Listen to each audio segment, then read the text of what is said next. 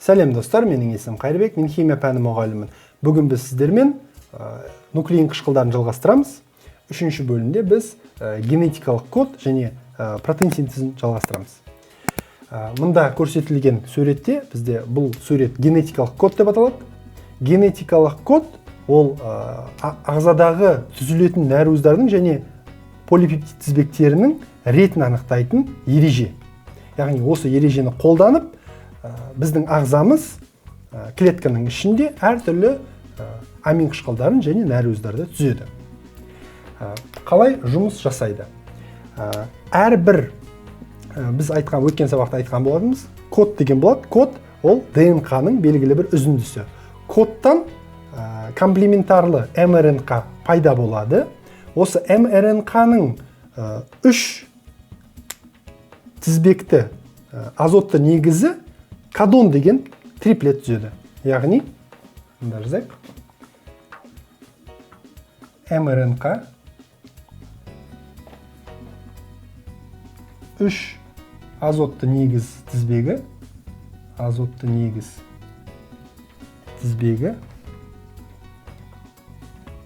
кодон деп аталады.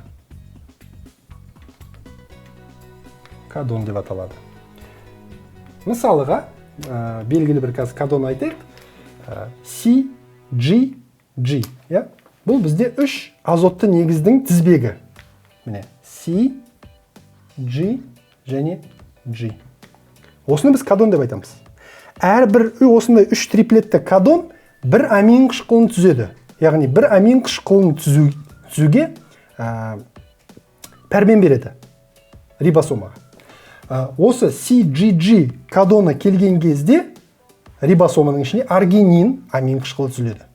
Сонда мынадан аргинин түзіледі. Егер де кодонның тізбегі CAG болса, онда глутамин қышқылы. Егер де CUU болса, онда лейцин. Яғни осындай 20 амин қышқылы ағзамызда кодондардың пәрмені арқылы түзіледі екен. Ол түзілу рибосоманың ішінде орын алады. Қазір бірнеше мысал жасап көреміз. Мысалы бір тізбекті жазып көрейік. CGG дедік. Енді ары қарай тағы да осы тізбек, яғни кодон ол осындай шектеліп қалмайды. 3 азотты негізбен. Себебі мРНК-да бірнеше азотты негіздің тізбегі болады. Мынаны жалғастыратын болсақ, CGA, CCA,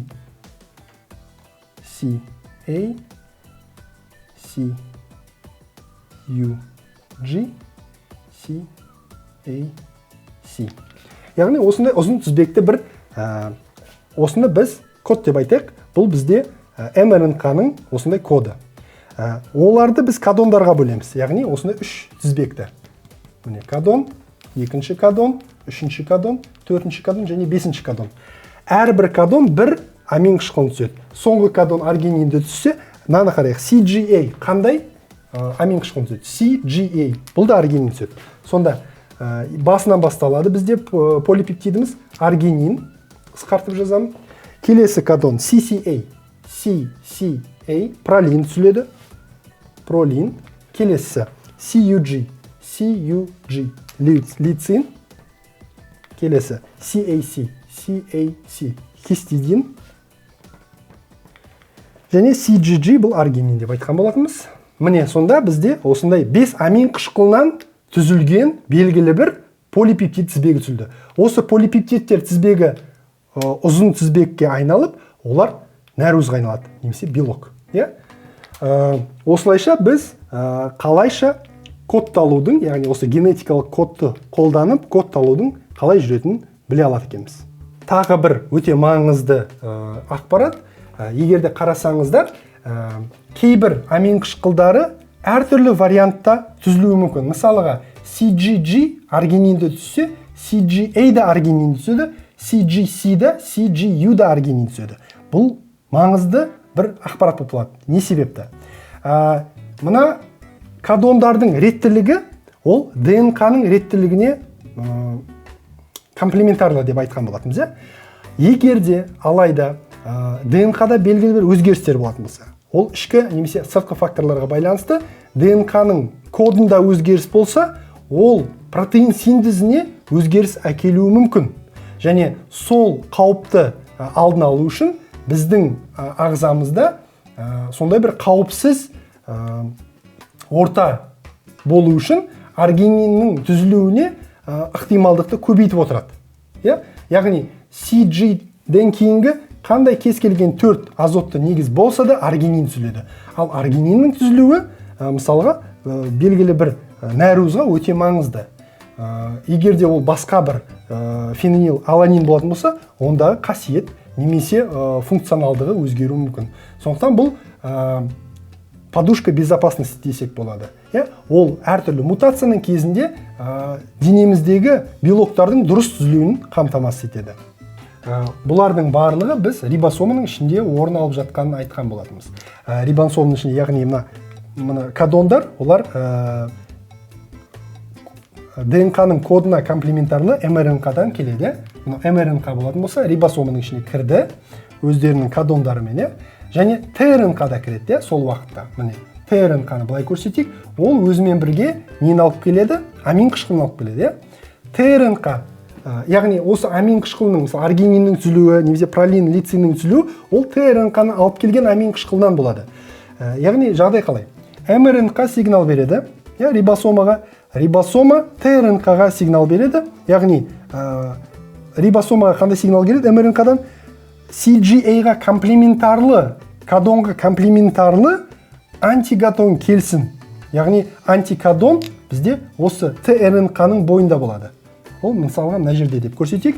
Егер де мына кодонда CGA болатын болса, CGA, антикодонда осыған комплементарлы C-ға комплементарлы G, G-ға комплементарлы C, және A-ға комплементарлы U. Яғни GCU азотты негіздері бар ТРНК және сонымен бірге аргинин рибосомаға кіреді екен. Яғни ол сигналды бізге МРНК береді. Ақпаратты берді. Келесі кодон келеді. Келесі кодон бізде CCA. Мұнда CCA кірген кезде ол келесі ТРНК-ға сигнал береді. Қандай ТРНК? ТРНК-ның антикодонда, мынау ТРНК, оның антикодонда, мында шетінде G және U азотты негіздері бар, және онымен бірге пролин амин қышқылы бар ТРНК рибосомаға кіреді. Солайша әрбір кодон рибосомаға сигнал беріп, нәтижесінде ТРНК белгілі бір амин қышқылымен рибосомаға кіріп, сол амин қышқылдары ТРНК-дан үзіліп, ішінде бір-бірімен өзара байланыс түзеді. Пептидтік байланыс. Міне, амин қышқылдары рибосоманың іші. Бір амин қышқылы кірді, аргинин, екінші амин қышқылы кірді, пролин, үшінші амин қышқылы кірді, лицин, хистидин, осылайынан аргинин. Осылайша олар полипептид тізбегін түзеді рибосоманың ішінде. Және тағы бір маңызды нәрсе, ол кез келген нәруіздің синтезі болатын жағдайда, ол белгілі бір өте заңдылықтарға бағыну қажет. Қандай заңдылық? Кез келген синтез басталған кезде метионин деген амин қышқылы бастайды, кез келген тізбекті, ол старт кодон деп аталады, метионин. Метионин басталады, және ары қарай жалғасады осы амин қышқылдары. Нәруіздің түзілуі аяқталған кезде стоп кодондар келеді. Стоп кодондар синтездің аяқталғанына ақпарат береді, сигнал береді. Сол кезде метионин бөлек шығып кетеді, ТРНК рибосомадан шығады, және рибосомадан түзілген нәруіз немесе полипептид шығады. Сонда ішінде, рибосоманың ішінде олар барлығы түзіледі. Стоп кодон келген кезде барлығы рибосомадан шығып, бізде нәруіз сыртқа осындай күйде түзіліп, олар өзінің екіншілік, үшіншілік және төртіншілік құрылына айналып, белгілі бір нәруіз түзеді екен. Енді тағы бір маңызды мәселе осы белок синтезі кезінде, нәруіздің синтезі кезінде бізде өте қауіпті мәселе бар, ол мутация деп аталады. Бұл сөзді көп естіген боларсыздар. Мутация әртүрлі факторлардан болуы мүмкін. Ішкі факторлар, яғни ағзаның ішінде ешқандай сыртқы факторға әсер етпей-ақ болуы мүмкін мутациялар. ол мутациялар ағзаға қауіпсіз болып келеді, себебі ол мутацияларды іштегі клеткалар өздері ол проблеманы шешеді. Яғни нәруіздің дұрыс түзілмеуін алдын алады. Ал сыртқы фактордан әсер ететін мутациялар өте қауіпті болады. Мысалға, олар радиациядан болуы мүмкін, альфа, бета, гамма сәулелерінен, ультра күлгін сәуле, егерде күн сәулесіне көп денемізді көрсететін болсақ, ашатын болсақ, темекіден болуы мүмкін, көліктердің шығаратын газдарынан, көліктің сыртынан шығатын газдардан болуы мүмкін. Әртүрлі факторлар мутацияға әсер етеді. Мутация дегеніміз не? Мутация дегеніміз ол ДНК-ның кодының өзгеру. Яғни, мындағы азотты негіздердің белгілі бір кодтары болады, мысалы осында CGA деген сияқты. Сол кодтары өзгеру мүмкін. Қалай өзгереді? Бірнеше түрі бар. Мысалға, кодтың тізбегінде бір азотты негіз жойылып кету мүмкін. Мысалға, CGA, CA келе жатыр, жойылып кетті. Неден? Гамма сәулесі оған әсер етіп, азотты негізді түсіріп жерді. Сонда қандай бұның әсері болуы мүмкін? Егерде мына тізбектен деген бір әріпті алып тастасақ, бір азотты негізді. Ол кодонның бүкіл тізбегін өзгертіп тастайды. Қалайша? CGA-дің орнына кетті, сонда кодонымыз бізде былай айтылады. CGC. Ал CGC дегеніміз не? CGC аргинин. Міне, көрдіңіз бе? Сонда ағзаның подушка безопасности іске асып жатыр, Міне, A-дің кетіп қалғаны. Бірақ келесі кодонда барайық. Бізде келесі кодон CCA болу керек, а бізде CAC болды. CAC болғанда екінші пролиннің орнына бізде хистидин түсіліп кетеді. Сонда нәтижесінде мынаның келесі барлық амин қышқылдарының реті ауысып, бізде мысалыға дұрыс нәруіздің орнына бұрыс нәруіз түзілуі мүмкін. Дұрыс гемоглобиннің орнына гемоглобин түзілмеуі мүмкін. Соның нәтижесінде әртүрлі аурулар пайда болады. Мысалға, өте жиі кездесетін мутацияның ауруы ол орақ тәрізді клеткалы анемия. Бұл да мутацияның әсері.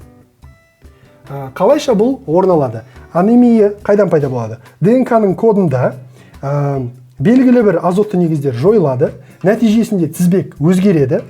Соның нәтижесінде қызыл қан клеткалары эритроциттер, эритроцит бізде осындай домалақ тәріздес болу керек, ол мынандай орақ тәріздеске айналады, пішіні өзгереді, формасы өзгереді, құрылысы өзгереді. Нәтижесінде ол қанның құрамындағы функционалдығын жояды.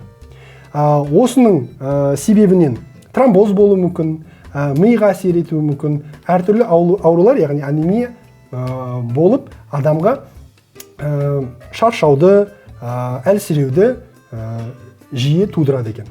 Сонда мутацияның әртүрлі осындай кері әсерлері бар. Соңғы заманда осы мутацияның алдын алу үшін әртүрлі гендік инженерлер жұмыс жасайды. Гендік инженерия дегеніміз ол мутацияланған кодты, ДНК-ның кодын қайтадан орнына қалпына келтіріп, мутацияланатын белоктарды дұрыс синтезделуін қамтамасыз етеді. Мысалыға, егерде бір жерде азотты негіздер үзіліп, немесе алмасып кетіп жатса, оны гендік инженерлер қайта орнына келтіріп, бізге дұрыс белоктың түзілуін қамтамасыз етеді екен. Сонымен оқушылар, бүгін біз генетикалық кодтың не екенін және қалай нәруіздің синтезі қалай орын алады екенін, қай жерде орын алады, транскрипцияның не екенін, трансляцияның не екенін қарастырдық, кодондардың не екенін, және мутацияның қандай адам ағзасына әсері бар екенін талқыладық. Осымен бүгінгі тақырыбымыз аяқталды. Сұрақтарыңыз болса, видеоның астына жазыңыздар. Мен міндетті түрде жауап беремін. Сау болыңыздар.